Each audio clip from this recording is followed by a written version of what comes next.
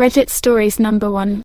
My dad was married 2 times before my mum. When he was with his second wife, he would travel a lot for work, which I knew. What I didn't know is that one night he came home to find his wife in bed with another man, actually walked in on them. He left the room and came back with a gun, shot the man dead, and wounded his wife. He turned himself in immediately and was sent to prison. He was sentenced to 10 years in a maximum security prison. In the last year he was in prison, which was the year he got out for good behavior, and since the judge ruled it a crime of passion, he met the prison minister. The prison minister was my mum. My dad is a murderer, my mum was the minister. I am the product of a conjugal visit.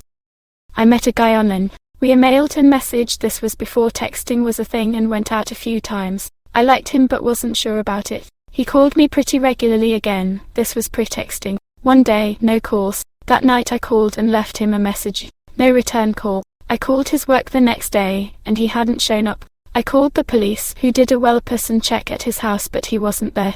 I wasn't there. The next day the police called me back. They'd found his body. He'd been murdered by one of his neighbors, and I had to testify at the trial.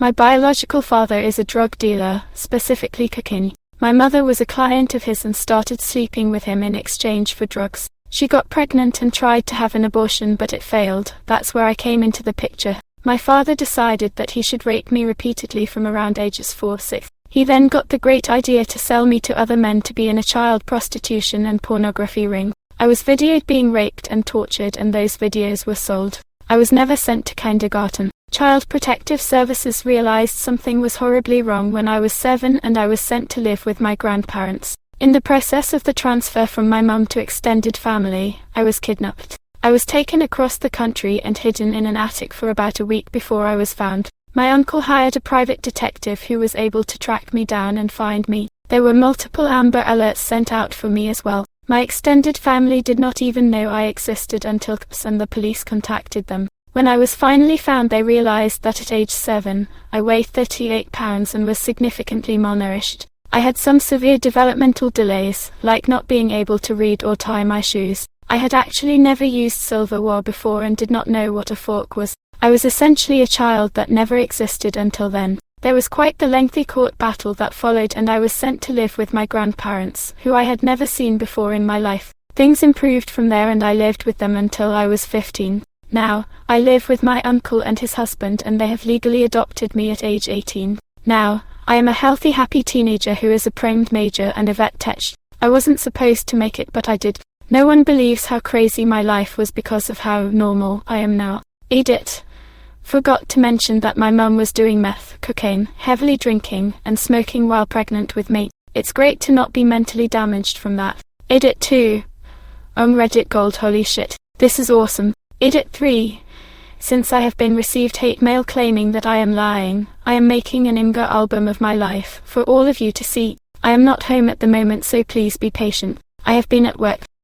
I've had numerous wild creatures come up to me at random times, with absolutely zero fear. In college, I was walking through the woods that stretched between my dorm and the football field where I parked my car. There was this clearing that overlooked the field, and the track team was practicing. My roommate was a vaulter, so I stopped to watch for a little bit, and leaned up against a tree. I had an apple in my purse, and eventually I felt this little nudge.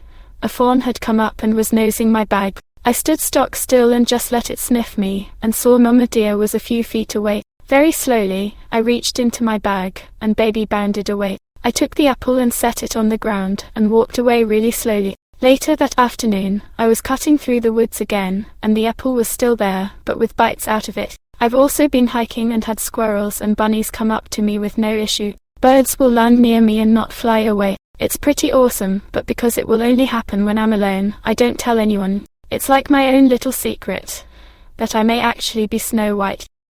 I met a guy online, fell in love. We were a couple for 5 or so months, began to make plans to meet. Before that could happen, his sister was killed in a car accident. Meeting plans were put on hold. He started to pull away. I went to Baton Rouge with the Red Cross after Hurricane Katrina. While there, I found out I was being catfished. I then revenge fucked another guy I knew from online for a couple days. He turned out to be a top-notch Dutchie. I went home and called my catfisher. There was no car accident, his sister was alive, and it was basically a panicked attempt to delay meeting.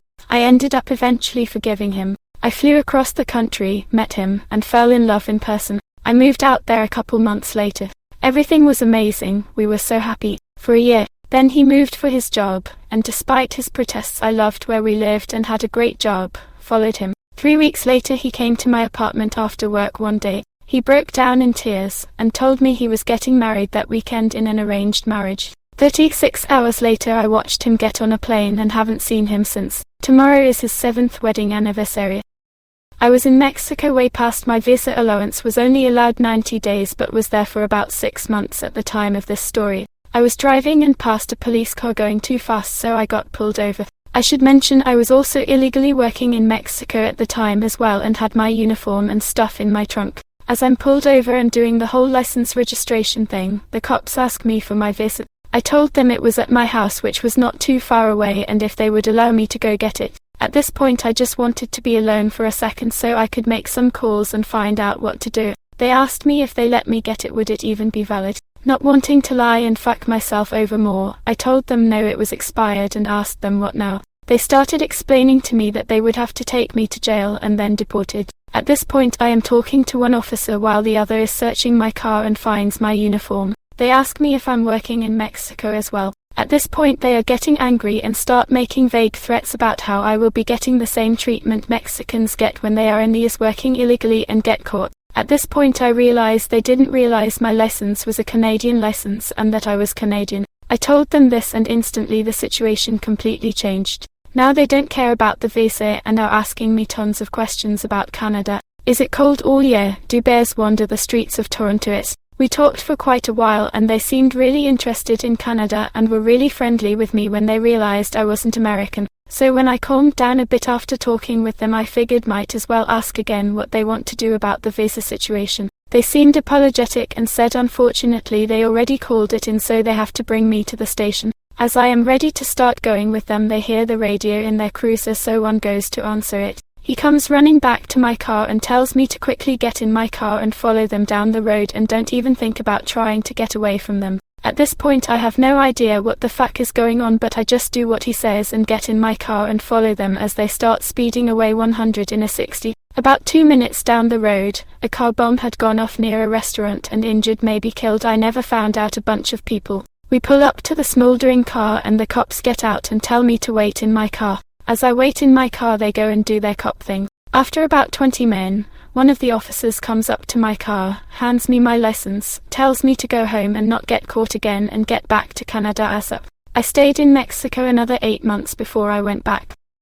I hitchhiked across the country multiple times between ages 15 to 22. I have climbed mountains and watched the northern lights. I've slept outside in 20 Celsius. I've taken planes, trains, buses and boats. I was so hungry one time that I stole a jack-o'-lantern off someone's porch and ate it. I stood in line for almost 2 days to see Star Wars 1, and I hated it so much I walked out halfway through the movie. I've been banned from entering the USA for at least 10 years. There's so much more, and if I had the skill I would write a book. Now at 31 years old, I have a nice little family and I'm actually pretty boring. Lol.